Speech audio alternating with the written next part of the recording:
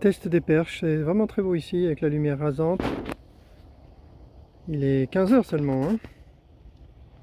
Donc je vais déployer la 18 mètres, je vais la mesurer précisément parce qu'il y a encore du boulot de conception avec le fabricant.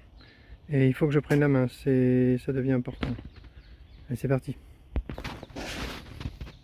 Voilà ce que ça fait 18 mètres, c'est très impressionnant.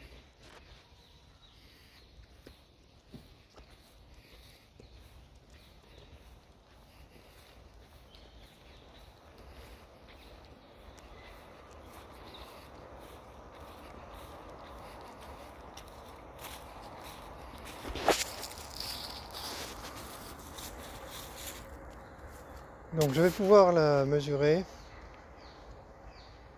Je vais partir du montant le plus fin en haut, c'est-à-dire ici. Et je vais noter les valeurs sur mon téléphone parce que j'ai pas amené de quoi écrire, mais j'ai fait exprès. Allez. Premier montant, je vais compter 187. On voit que cette partie est sur le tube du dessous et cette partie est sur le tube du dessus. Quelqu'un me demandait si les tubes ne pouvaient pas tourner sur eux-mêmes. Ah, c'est clair que non, hein. On peut serrer avec une vis ici et ici. Les perches qui sont ovales, je pense que c'est du snobisme, hein. Ça sert à rien. Je continue. Deuxième montant, je compte 179. Troisième segment, et pas montant, 176.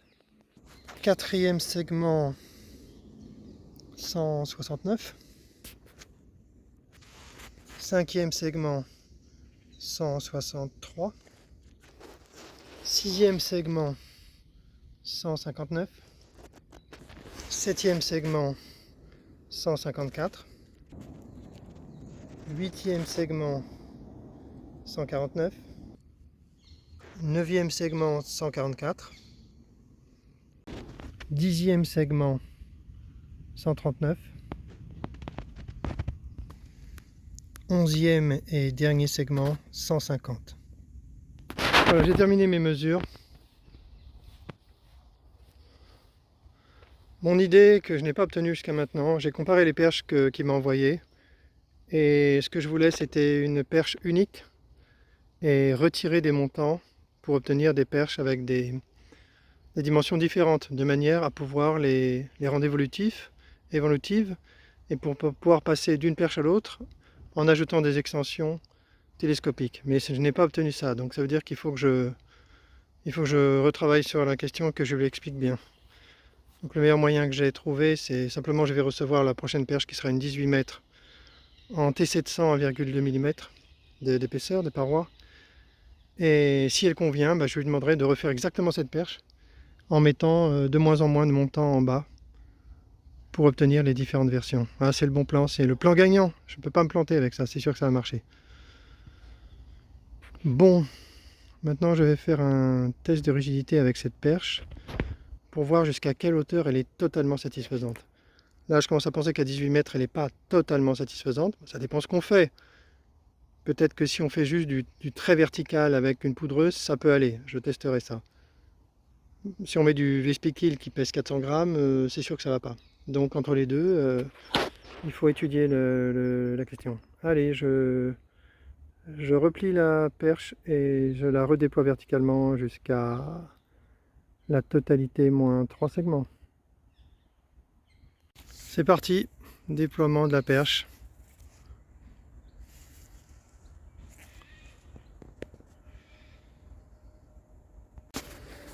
Cette perche est absolument parfaite en termes de rigidité jusqu'à 8 segments. Jusqu'à 8 segments, c'est irréprochable et c'est léger. Donc ça vaut vraiment le coup de prendre du T700 0,9 mm jusqu'à cette hauteur-là. Je calculerai quelle hauteur c'est exactement. Je vais faire un test en rajoutant un segment. Hélas pour moi, il faut que je redescende tout. Mais c'est pour la science, hein, quand même. Voilà, nouveau déploiement avec un montant de plus, un segment de plus. Ça reste parfait. Donc, conclusion, pour une poudreuse, je vais considérer que 9 segments c'est parfait. 9 segments c'est parfait. Pour le Vespiqil ou n'importe quoi de 400 grammes qui est en haut, je vais revenir pour faire le test exact. Donc là c'est super. Là franchement c'est pas mal. C'est pas mal du tout. Là, je pense qu'on est on est à la bonne direction là. C'est génial. Allez, fin de cette vidéo. C'est parti.